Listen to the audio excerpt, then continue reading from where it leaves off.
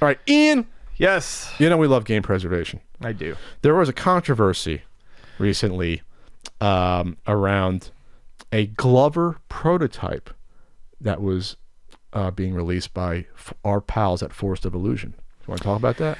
Yeah, Forest of Illusion was releasing a prototype over 2 decades old of Glover, and they were told that they had to pull the N64 prototype because Pico Interactive, a company who takes dead IPs and then does re-releases.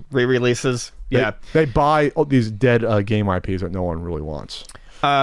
Told them that they had to remove it and take it down, and it looks like because they're doing a Switch port of Glover of the N64 Glover, which is I don't know, asinine and not a way to generate any sort of goodwill within the community, especially when these very people are probably the only people who would be truly interested in a majority of the products that Pico Interactive is selling.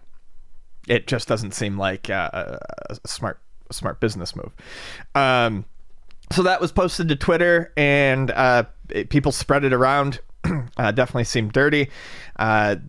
The Force of Illusion spoke to Pico Interactive, and they did get an apology, said that it was a big misunderstanding and all parties are on good terms, and they apologized for coming off a bit strong or against preservation, which is basically what they needed to say.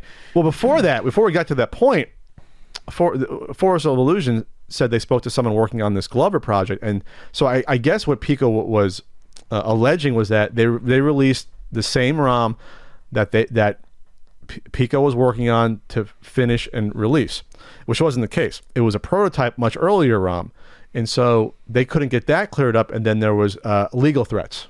So so there was miscommunication happening, but then everyone turned against Force of Illusion online, and basically this was from Simon. Simon Time said Pico Interactive is the worst kind of scum, destroying video game preservation with every IP they get their hands onto and ultimately never release, as well as send legal threats to those who dump and release prototype ROMs of the games they claim to have bought the rights to. So there's a history here I don't know a huge amount about. But I guess this person is saying, claiming that Pico Interactive may have had a history of going after or doing things like this in the past. About people who have access to prototypes of games that they have the rights to, basically. Or because I guess if you're buying a 25-year-old property, I guess if I'm Pico Interactive, I don't want that ROM out there of my earlier game for some reason. I don't know how that damages the 25, 30-year-old game that I bought the rights to. The ROMs for the release games are out everywhere anyway, right? So what's the difference? Everyone has the Glover N64 ROM. Whoever could have wanted it before, it's out there. So how is it damaging you that you're putting out a Switch release? It's not in any way, shape, or form. It doesn't damage you at all. Sure, if you have the legal claim now because you bought the IP and can claim that, I get it. Legally, you can say, yeah, I don't want that ROM being spread around. But from a PR perspective, it is awful to do that. It's just awful. There's just no common sense to it. Yeah, especially in a like I said at the start of this, in a scene that is so small to begin with, where you are potentially turning off the very people who buy your products, who would have any interest in your products. Absolutely. And the other criticism I've seen is because, and we've seen this with other ROMs that we talked about this with, I think with Socks the Cat a little bit about when some of these people they buy either the game, the physical game, but not the rights, or buy the rights to these games, they fiddle with the ROMs. Yep. They change the intro screen to remove the original publisher or information and copyright, and to put their copyright there and to put their publisher. And it's like, okay, I kind of see that if you're re-releasing it officially of doing that. But then not having the original ROM available on top just for preservation's sake, to be like, listen, we're putting out, they put out the fucking 40 Winks. They bought that. N64 cancel game, put that out. It's like, okay, I get that. You put out your version. At least have the original available somewhere. Yeah. Just so that you made your money, you got your cartridges out. Now release the original dump. You're not the original developer. You're not you didn't put the money behind this game originally. Like, put out the original one. And then I don't also like when they fiddle around with stuff and try to improve the game. I don't like that either. I just think that you should have it pure, but whatever. That's another conversation. Well, I think that can be fun in addition to preserving the original, like they did with the Jim Power? The Genesis ROM for Aladdin in the okay, sure. That I thought that was cool, but yes, you also have it next to the original. Yeah, just give us an option here, because now we're at this certain point where I even said, like, God, well, there's not too many companies that are doing this that are buying. If you go to Pico's site, I mean, they got all the rights to the Wisdom Tree games, and we talked about that in the years past, the Kickstarter. So they have, you know, the rights to some of the Bible games. They have the Jim Power Kickstarter, 40 Winks. It's canceled or prototype games. Mr. Bloppy Saves the World. Iron Commando was a Super Nintendo. It was on the Super Famicom. Didn't come out here. Beat 'em up. So things like that. They're going after these properties that are more esoteric. Haven't said that word in a long time on the podcast. I get to do it on the 250th. And games Dork and Yimp. Super 3D Noah's Ark. A lot of games that the average person never would have heard of or would have played.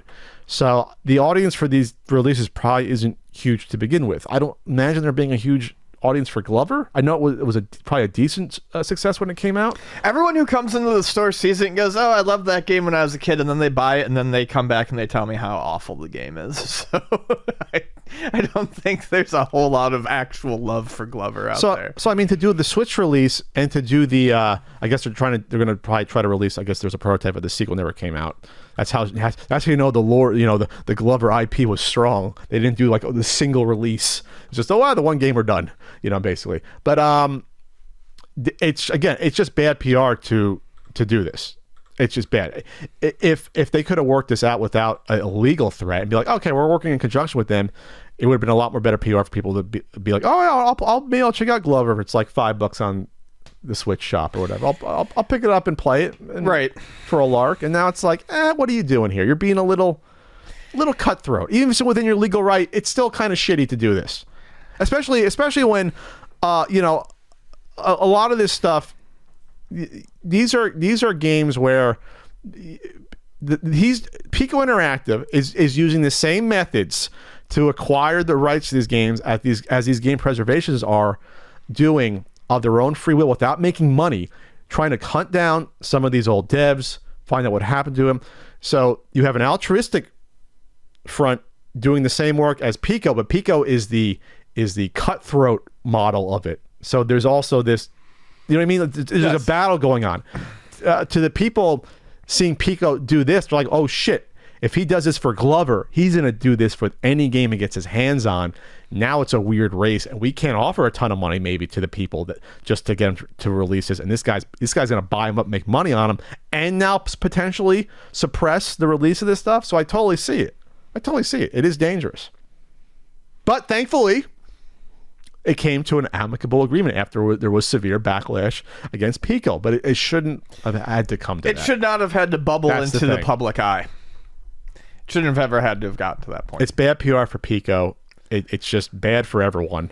Now it creates this weird rift that maybe shouldn't have to. Or maybe most people didn't know what Pico Interactive was or how they did business. I have no idea.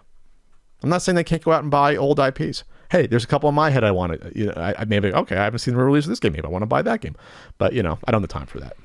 But anyway, you don't threaten to sue this. You don't do that over fucking Glover. It's Glover. Relax. Yeah, it's Glover. There's a reason the Glover IP was available to buy. Yeah, calm your tits. There's a reason that no one, the old Wisdom Tree games you could buy for probably pennies on the dollar on here. So all right, well that's a happy ending, right? Yeah.